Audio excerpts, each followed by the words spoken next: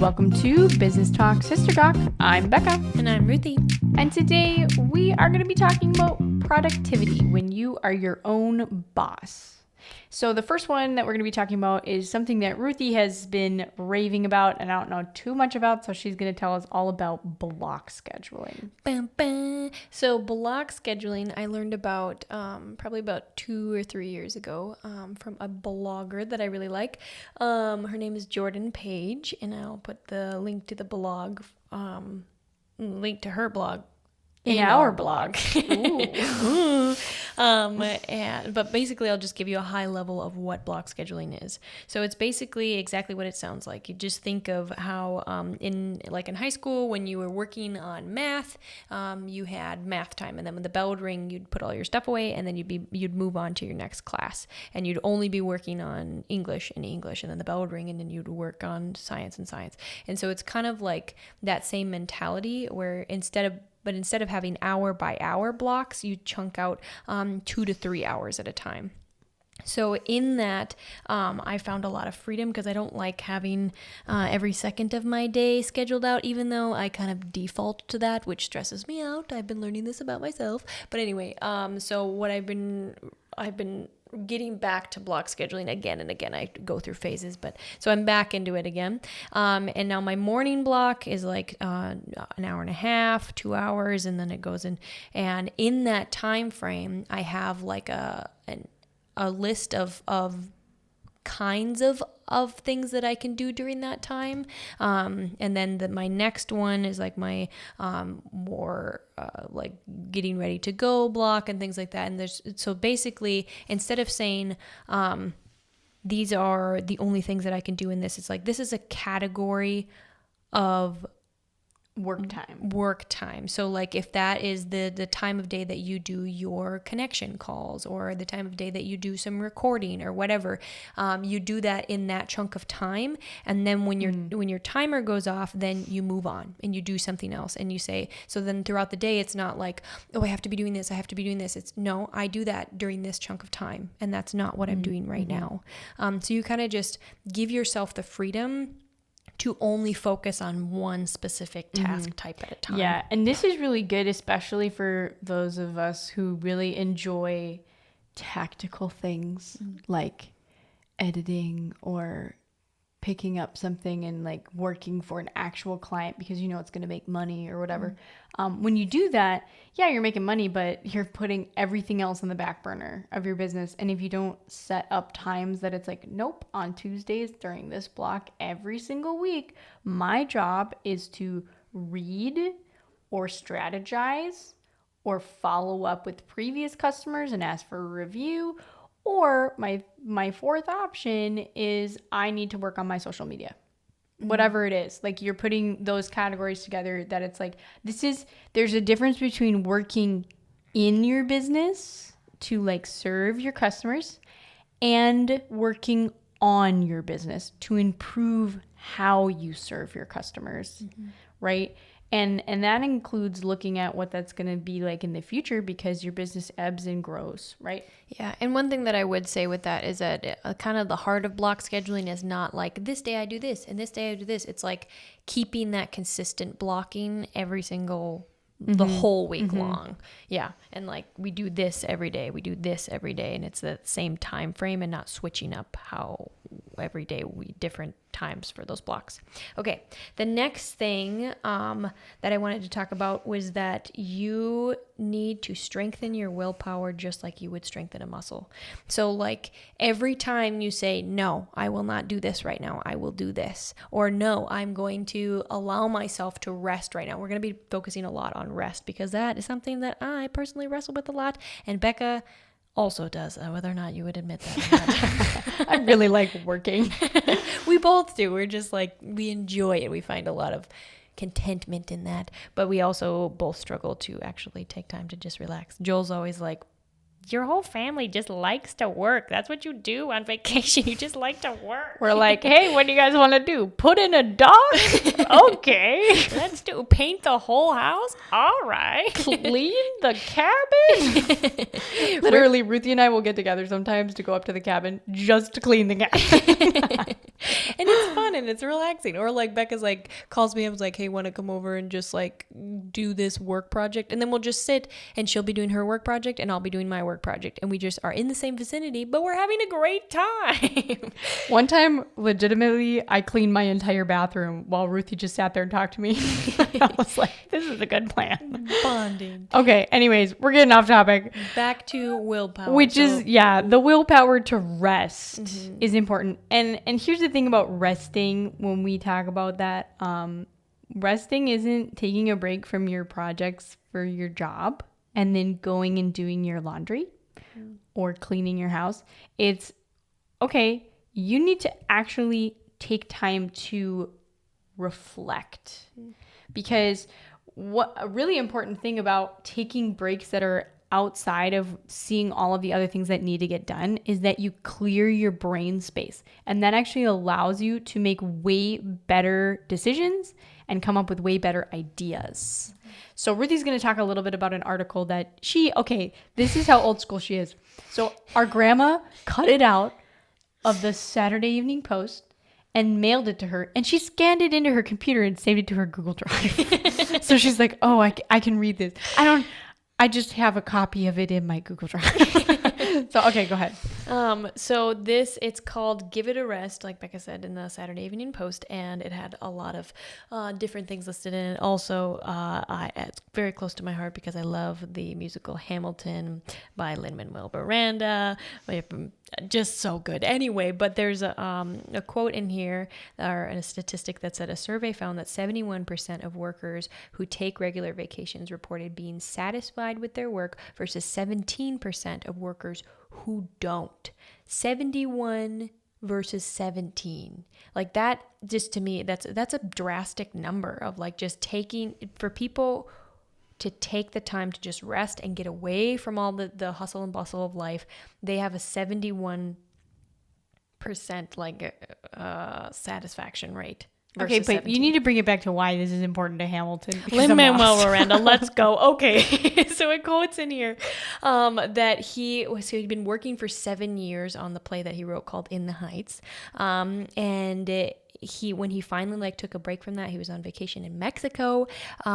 He said that the moment my brain got a moment's rest, Hamilton walked into it. So he just having that space to just relax and step away from all of his work. He was able to have those creative juices flowing, and because of that, we have Hamilton. Amazing! Wow. Okay, but that's not the first person. Yay. Oh my word, she's clapping. Okay, so that's so weird right now.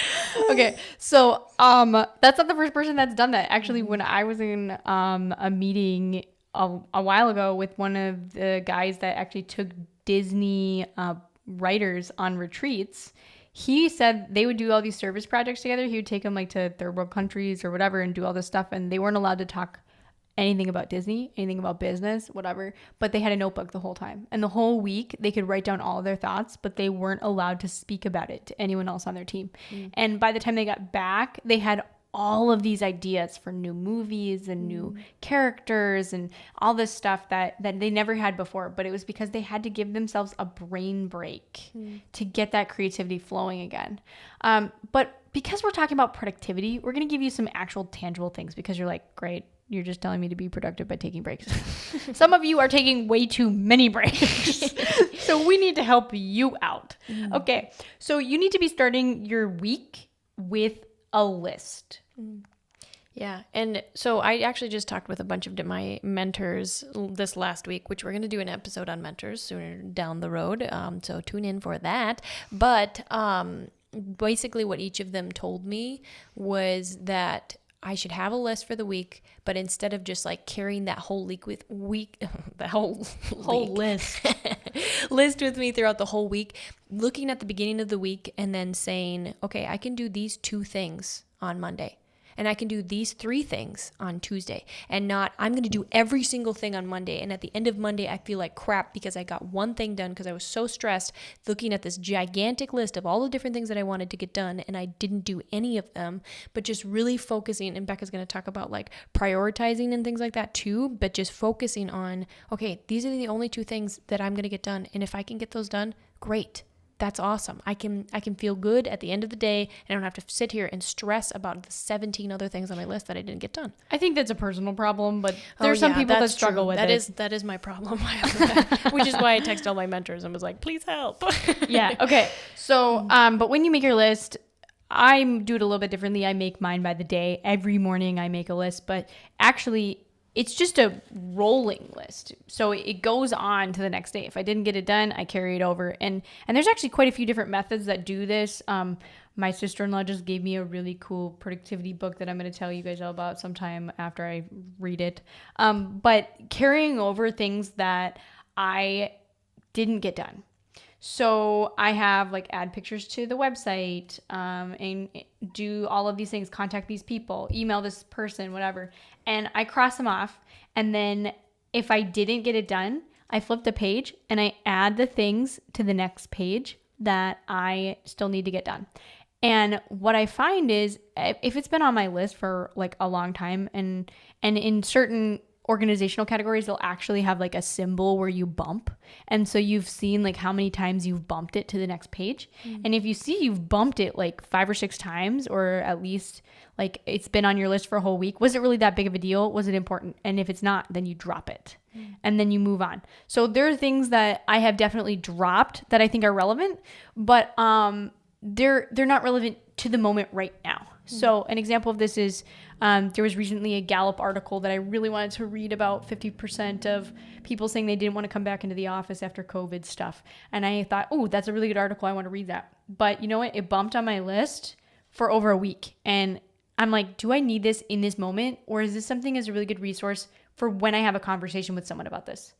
I don't need it right now, but I can save it, bookmark it, and read it later if ever this conversation comes up. So those things get dropped from the list. Another thing I do that I recommend so that's kind of that prioritizing. After you make your list, star the things that are the most important for the day, like Ruthie talked about. So make sure, okay, these are the things for sure that need to happen today. And I just remembered one that I didn't even do today that needs to happen. One thing that I would say that I do a little bit differently than what Becca does, I think because I have a hard time letting go of things. Personal problem. Again, personal problem, character flaw, arguably. Anyway, but if I have something that I know I've carried over, or something that I've just had on my list for a long time, week over week, what I will do, like for instance, I had this office chair that I needed to set up, and it was sitting in my room for like 2 weeks. And it was just like this big box, and it was like stressing me out because it was just there all the time. And so I was like, I know that this has been on my list to do for like 2 weeks and I haven't done it. I just need somebody to come over to my house and just be here and help me, or just be here, so that I know like, hey, they're coming over. And I told them, when you come, please help me build this chair. And so then we did it together. Or if there's something in your business that you're just so stuck on, and you know, like if you actually sat down to do it, you could get it done, but you're just such a big barrier in your mind. Support. Yeah, and you need that accountability piece. And yeah, maybe accountability is a scary word to use. Maybe moral support would be a better term, but like just having someone, hey, can you just come and hang out with me? And then just like sit there, and maybe it's weird or whatever. One thing that's been helping me a ton right now is my friend. She is in grad school right now, and so she's working from home. I'm working from home. And what we do is we just have this like open video chat all day long that we talk for like the first like 15 minutes or so, and like sometimes longer than that. But like we'll just like have this open dialogue that like, and we just let it run, and then we do our thing. And then if we're getting a little too carried away, then I'm like, then she'll be like, get back to work, or I'll be like, get back to work. And then we just keep going, but we keep each other accountable. And I think that's really, really valuable, especially since there's so many different people that are working from home right now. And it can feel really isolating. Yeah, you need that community piece. Yeah. Also, just a side note, if you do not have unlimited data, do not do that because it'll totally limit your ability to actually do your job. True. Get some Wi-Fi. Do that for yourself. Yeah, or if you can do that on like a speakerphone call or something or whatever. Yeah. There's other ways to go about it, but having somebody there, or if you know somebody else is working from home, like and you guys can get together and work from home together. If you are family or something, I think that's a good idea. Yeah. And two, if there's something that you just really have questions about and you don't know where to start, schedule a meeting with someone to ask your questions, because the chances are it's probably a lot easier than you're giving it credit for. It's just been sitting in your mind for so long that it's like just taking up all the space in your mind and making it hard to like process anything else because you're so stressed about it. Seriously, like last night, I literally, shout out to Tim. You've heard him on our podcast before. He's so cool. I could have taken like hours researching commercial freezers last night, but he was like, here's all the things I know about freezers. I was like, you're awesome. Saved me so much time. Now I know if you need a commercial freezer, by the way, you have to actually have a technician come and hook up the internal and external units, and you have to have an electrician power it. Anyways, yeah. So save me so much time because that would have not been readily available on any website. Yeah. Also, okay. Let's talk about celebrating wins. Oh my goodness. Do we not love a celebration? Ding, ding, ding, da, da, da, da. That's my song. I was going to go for more like some symbols, but I couldn't really think of how to do it. Oh, God. There you go. Okay. So celebrating things that you did get done on your list, you have to check it off. If you do not have those endorphins, oh my goodness, you need to do that. Okay. So when you check it off, one of the things that I notice is that I get a lot of stuff done in my day, but I don't write them on my list. And then at the end of the day, Ruthie has the problem where she's like, oh, I never got anything done. That happens to me sometimes. And then Joel is really good at being like, but you did all these other things. And I'm like, you're right. They weren't even on my list, but I had to do them because they just came up in my day and they were emergencies that I needed to handle. And so I couldn't get the other stuff done. So it's not that I was being a bum. It's just I didn't celebrate those things because those things were important. So recognizing those wins are good. Okay. If you do not use digital productivity tools or a notebook, you should be, because you should start keeping all of your stuff in some place. Yeah. And that's something that I think is really important, has been really helpful for me. It's there's a guy named Dave Crenshaw, who I really like a lot. He's got a really good LinkedIn learning course if you're interested in that. He talks about like different gathering points. And I know for myself, I used to have all different kinds of different notebooks and different places where I would keep information. And so what it really challenged me to do was to have a set number of what he calls gathering points.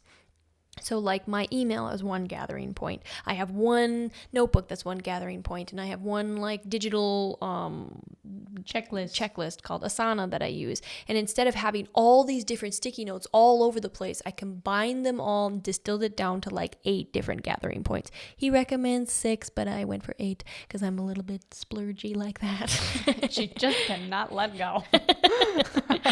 Okay. So yeah, it's a good thing to have gathering points. Okay. So you should have a clean desk. Yeah. This is so important because actually you're less productive when you have a dirty desk because you're focused on all the other things that are around you. And that's really important to being able to focus too, because you get more stuff done when you're not distracted. And Becca, you said this and then you were like, I'm going to tell you a story about it. And I was like, it seems pretty self-explanatory, so but I'm excited to hear what you have to say. Make your bed every day. Tell us a story. Okay. You need to make your bed every day. And the reason why you do is because if you make your bed, it looks so good that you do not want to get back inside it. Especially if you are not a morning person. This is a big deal because if you're working from home and you're trying to be productive or whatever, or you're your own boss, if you're having a bad day and your bed is not made, you will get in it. And you will cry because I have totally done that. And I was like, okay, here I am again, upset about what happened today. But why am I in my bed? I'm such a bum. Okay, but then I decided, okay, if I make my bed, then I won't get back in. And every time I get frustrated and I go up to my room because I'm like, I'm just going to like plop on my bed and deal with it. I'm like, oh, look, my bed is so nicely made. I can work up here. I can work on my computer on my nicely made bed. And suddenly I'm productive again. So making your bed will actually help you be more productive. Seriously. Take your vitamins. That's another tip we have for you, because one of the things that we find, especially if you live in a northern hemisphere area that's close, that has like a wintertime season, you might not have access to the sun all the time and it might be cold to go outside. So taking your vitamin D, that can seriously help change your ability to get up in the morning and feel productive throughout the day, especially your focus. So Ruthie wants you to know you should drink water and know when you need to rest. We did talk about the rest part. Yeah, but I feel like even when I take a drink of water, it reminds me to breathe. And that is something like I'll take a drink of water and I just hold it in my mouth and breathe. And just don't try to do 1,000 things, because I tend to multitask. Like I get as many things done as I possibly can. Do you breathe and drink at the same time? And then I choke. She's like, oh my word. What have I done? No, but just holding that water in your mouth and then breathing and knowing that it's okay to rest.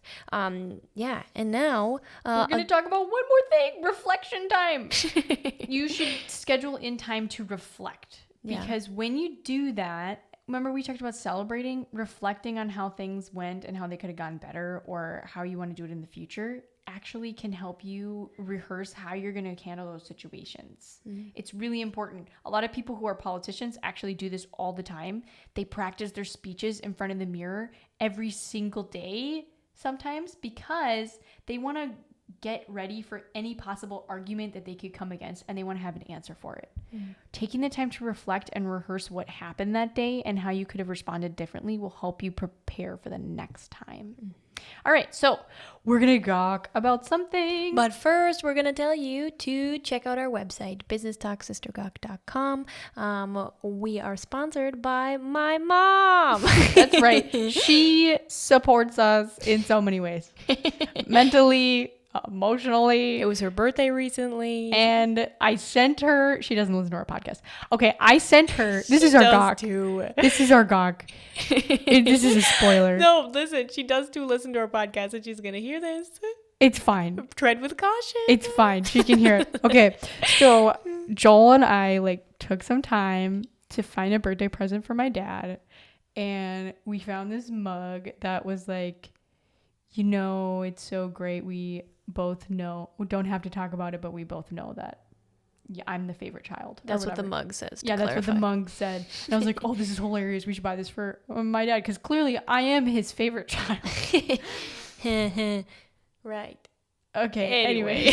So we sent it in the mail, and I was like, I thought we should just make it a little bit more official or something. And I was like, happy birthday, Dad. So it was on the little Amazon 4x4 post-it note Amazon thing that comes in the bag, it's like, this gift is from such and such. Well, my mom never reads those.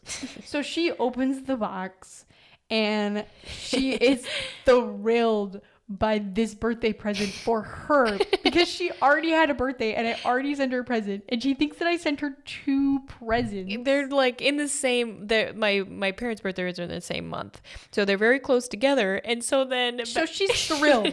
And then my sister Mia, so my mom takes a picture and sends it to our group chat, and again, she didn't read the little 4x4 card. Yeah, she totally threw the box away. I know it. So my sister Mia calls, my youngest sister Mia calls me and is just like, who do you think you are, saying you're the favorite child? And I was like, first of all, I didn't say that. Like, what is going on? And then come to find out that Becca sent it. And Ruthie's like, second of all, why would I state the obvious? Yeah, that's what I said. Yeah. Why would I state the obvious? Why would I need to put that on a mug? We all know I'm the favorite child. But anyway, so then they sent a picture. My mom sent a picture of it. It was like, who sent this? And then silence. Right. And so then Mia calls Becca. She texted me on my mom's phone and is like, who do you think you are saying you're the favorite child? And I was like, oh, you got the mug, huh? And she's like, yeah, mom loves it. And I'm like, oh no, that was for dad. And she's like, I'm deleting all of these text messages. Say you're glad she liked the present. She loved the mug. She's been going on and on about the mug. Oh my word. So then she deleted all the text messages, and my mom's text just says, thanks for the mug. And mine said, glad you liked it. Happy birthday. So now I got to find my dad another present. All right. Well, thank you so much for joining us this week. We've been going a little long, but. Oh, yeah. Tune in next week.